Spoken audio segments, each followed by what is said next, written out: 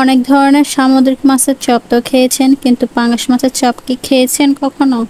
না খেয়ে থাকলে একবার এভাবে বানিয়ে দেখুন। হ্যালো গাইস, আসসালামু আলাইকুম। কেমন আছেন সবাই? আশা করছি আল্লাহ তাআলার অশেষ রহমতে সবাই অনেক ভালো আছেন। আমরা আপনাদের দোয়ায় ও ভালোবাসায় আলহামদুলিল্লাহ অনেক ভালো আছি। আজকের পর্বে বানাবো পাঙ্গাস মাছের চপ। এটা বানাতে অল্প কিছু উপকরণ লাগে আর খেতে দারুণ মজা লাগে। পাঙ্গাস মাছের চপ বানানোর জন্য এখানে আমি একটি আলু সিদ্ধ করে নিয়েছি, আর এখানে কয়েক টুকরা মাছ সিদ্ধ করে নিয়েছি হালকা করে। সবাইকে লাইক দিয়ে ভিডিওটি প্রথম থেকে শেষ পর্যন্ত কন্টিনিউ করবেন। যারা ইউটিউব থেকে ভিডিওটি দেখবেন, নতুন বন্ধু হয়ে থাকলে চ্যানেলটা সাবস্ক্রাইব করে আমার পাশেই থেকে যাবেন। তো প্রথমে আমি আলুগুলোকে হাত দিয়ে খুব ভালো করে ম্যাশ করে নেব। আলুগুলো ম্যাশ করা হয়ে গেলে এখন মাছের গায়ের কাঁটাগুলো ফেলে দিয়ে আমি মাছগুলো খুব ভালো করে ম্যাশ করে নেব। এইবার আলু আর মাছগুলো একসাথে আমি খুব ভালো করে মাখিয়ে নেব। মাছ আর আলু আমার খুব সুন্দর করে মাখানো হয়ে গেছে। এখন আমি এখানে একে একে অ্যাড করব। দিয়ে দিলাম মরিচের গুঁড়া, দিয়ে দিলাম গোলমরিচ, দিয়ে দিলাম হলুদের গুঁড়া, দিয়ে দিলাম লবণ, দিয়ে দিলাম ধনিয়ার গুঁড়ো, দিয়ে দিলাম পেঁয়াজ কুচি, সাথে দিয়ে দিলাম কাঁচামরিচ কুচি,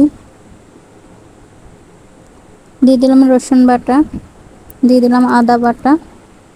এইবার সবগুলো উপকরণ একসাথে খুব ভালো করে হাত দিয়ে মাখিয়ে নেব। সবগুলো উপকরণ খুব সুন্দর করে মাখানো হয়ে গেছে। এইবার অল্প একটু ময়দা দিয়ে দিলাম। এখন আমি গোল গোল শেপ করে চ্যাপ্টা করে বড়ার মতো তৈরি করে নেব।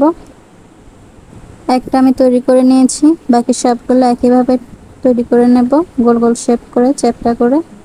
তো সবগুলো আমি একসাথে খুব সুন্দর করে বানিয়ে নিয়েছি গোল গোল করে। এবার আমি তেলে ভেজে নেব এগুলোকে।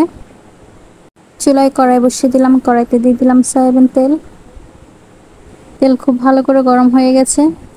এখন চপগুলো একে একে তেলের উপরে ছেড়ে দিতেছি। সবগুলো চপ আমার দেওয়া হয়ে গেছে।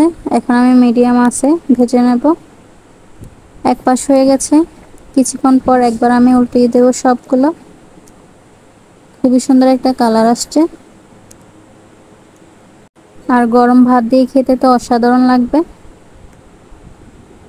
তো সবগুলো আমি খুব সুন্দর করে উল্টে ভেজে নিয়েছি। চপগুলো আমার ভাজা হয়ে গেছে। এখন আমি একে একে নামিয়ে নেব। চপগুলো নামিয়ে নিয়ে পরিবেশন করে নেব। সবশেষে দেখুন একবার পাঙ্গাস মাছের চপের রেসিপিটা কেমন লাগছে কমেন্ট করে অবশ্যই জানাবেন। ভালো লাগলে একটি লাইক অবশ্যই দিবেন। তো আজকে এই পর্যন্ত, সবাই ভালো থাকবেন, সুস্থ থাকবেন। আল্লাহ হাফেজ সবাইকে।